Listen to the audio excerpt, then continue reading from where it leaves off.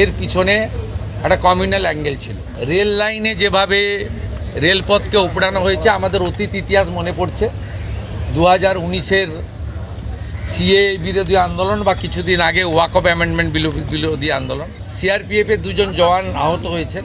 যারা অতৃপ্ত আত্মা, ভোটে হেরে যারা ঘরে ঢুকে গেছিলেন, এখনও ঢুকে আছেন, এই তিনজন মিলে এই যে তিনটে কাণ্ড করেছে না, এদেরকেও কিন্তু ভুগতে হবে। এখানে আমার যোগদান থাকবে না এই বর্ষে। আগে যারা ছিলেন তারা তো এখানে ওভারলুক করেছেন, ইগনোর করেছেন, উপেক্ষা করেছেন।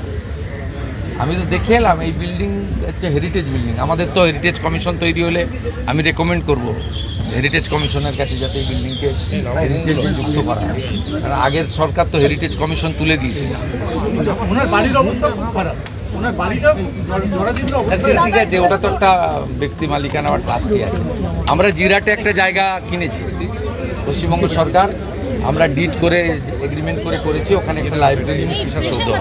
বাকিটা আপনারা অমিত শাহজির মুখ থেকে শুনবেন।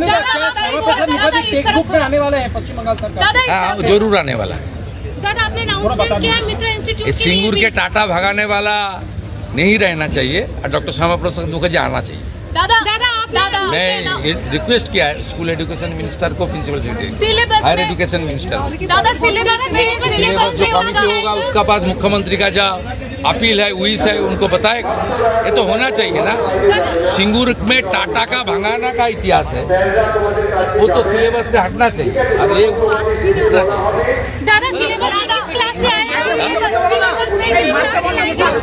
बोल दिया ना, सिलेबस कमेटी ठीक करेगा। मैं प्रपोज कर रहा हूँ।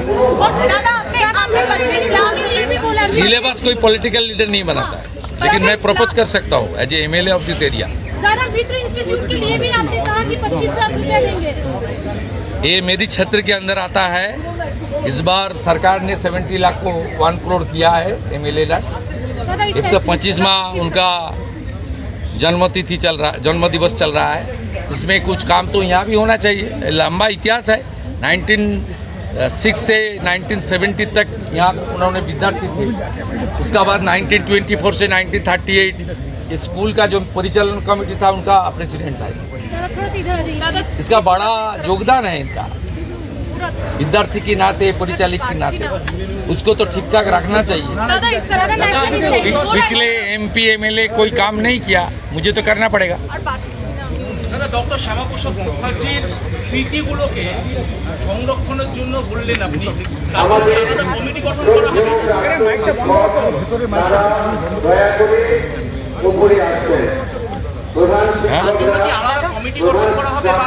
কমিটি অলরেডি হয়েছে। মুখ্যমন্ত্রী সভাপতি, চিফ সেক্রেটারি, মেম্বার সেক্রেটারি, গভর্নমেন্টের সাইড থেকে 10 জন আছে আর বাইরে থেকে 10 জনকে নেওয়া আছে। বিশিষ্ট মানুষরা আছেন এই রাজ্যে। ওই কমিটি সারা বছর কাজ করবে এবং রাজ্য সরকার বাজেটে 200 কোটি টাকাও অ্যালট করেছে। লাগলে আরও টাকা দেওয়া, টাকাটা ফ্যাক্টর নয়। ওনার স্মৃতিকে করা হবে এবং প্রয়োজন হলে ঝাড়খণ্ড সরকারের সঙ্গেও আমরা কথা বলবো। ওনার মধুপুরে যে স্মৃতি আছে সেটা তো কীভাবে সংরক্ষণ করা।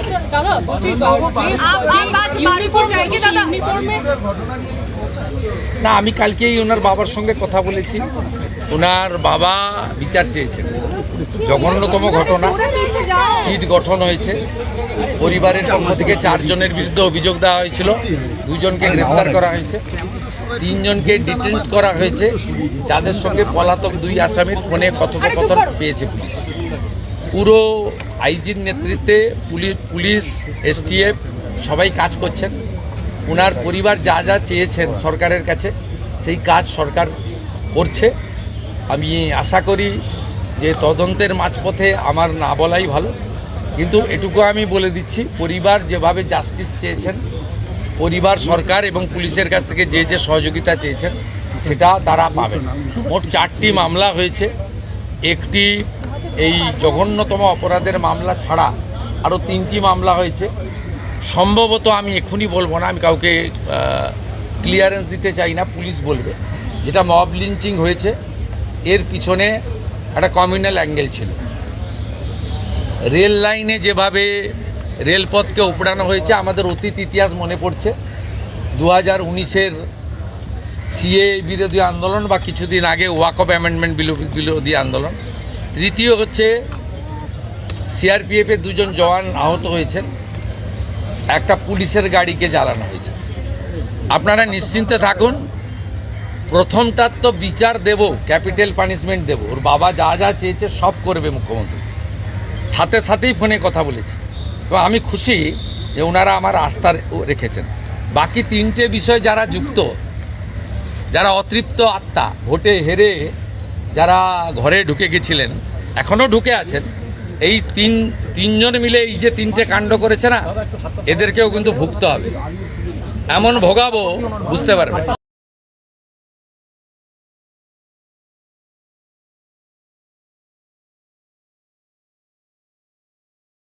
এর পিছনে একটা কমিউনাল অ্যাঙ্গেল ছিল।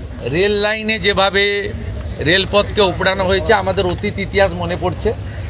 2019-এর সিএ বিরোধী আন্দোলন বা কিছুদিন আগে ওয়াকফ অ্যামেন্ডমেন্ট বিরোধী আন্দোলন। সিআরপিএফের দুজন জওয়ান আহত হয়েছেন, যারা অতৃপ্ত আত্মা, ভোটে হেরে যারা ঘরে ঢুকে গেছিলেন, এখনও ঢুকে আছেন, এই তিনজন মিলে এই যে তিনটে কাণ্ড করেছে না, এদেরকেও কিন্তু ভুগতে হবে। না, আমি কালকেই ওনার বাবার সঙ্গে কথা বলেছি। ওনার বাবা বিচার চেয়েছেন। জঘন্যতম ঘটনা, সিট গঠন হয়েছে। পরিবারের পক্ষ থেকে 4 জনের বিরুদ্ধে অভিযোগ দেওয়া হয়েছিল, 2 জনকে গ্রেপ্তার করা হয়েছে, 3 জনকে ডিটেন করা হয়েছে, যাদের সঙ্গে পলাতক 2 আসামির ফোনে কথোপকথন পেয়েছে পুলিশ। পুরো আইজির নেতৃত্বে পুলিশ, এসটিএফ সবাই কাজ করছেন। ওনার পরিবার যা যা চেয়েছেন সরকারের কাছে, সেই কাজ সরকার করছে। আমি আশা করি যে তদন্তের মাঝপথে আমার না বলাই ভালো, কিন্তু এটুকু আমি বলে দিচ্ছি, পরিবার যেভাবে জাস্টিস চেয়েছেন, পরিবার সরকার এবং পুলিশের কাছ থেকে যে যে সহযোগিতা চেয়েছেন সেটা তারা পাবেন। মোট 4টি মামলা হয়েছে। একটি এই জঘন্যতম অপরাধের মামলা ছাড়া আরও 3টি মামলা হয়েছে। সম্ভবত আমি এক্ষুনি বলবো না, আমি কাউকে ক্লিয়ারেন্স দিতে চাই না, পুলিশ বলবে। যেটা মব লিঞ্চিং হয়েছে, রেল লাইনে যেভাবে রেলপথকে উপড়ানো হয়েছে, আমাদের অতীত ইতিহাস মনে পড়ছে। 2019-এর সিএ বিরোধী আন্দোলন বা কিছুদিন আগে ওয়াকফ অ্যামেন্ডমেন্ট বিরোধী আন্দোলন। তৃতীয় হচ্ছে সিআরপিএফের দুজন জওয়ান আহত হয়েছেন, একটা পুলিশের গাড়িকে জ্বালানো হয়েছে। আপনারা নিশ্চিন্তে থাকুন, প্রথমটার তো বিচার দেব, ক্যাপিটাল পানিশমেন্ট দেব। ওর বাবা যা যা চেয়েছে সব করবে মুখ্যমন্ত্রী। সাথে সাথেই ফোনে কথা বলেছি এবং আমি খুশি যে ওনারা আমার আস্থা রেখেছেন। বাকি তিনটে বিষয় যারা যুক্ত, যারা অতৃপ্ত আত্মা, ভোটে হেরে যারা ঘরে ঢুকে গেছিলেন, এখনও ঢুকে আছেন, এই তিনজন মিলে এই যে তিনটে কাণ্ড করেছে না, এদেরকেও কিন্তু ভুগতে হবে।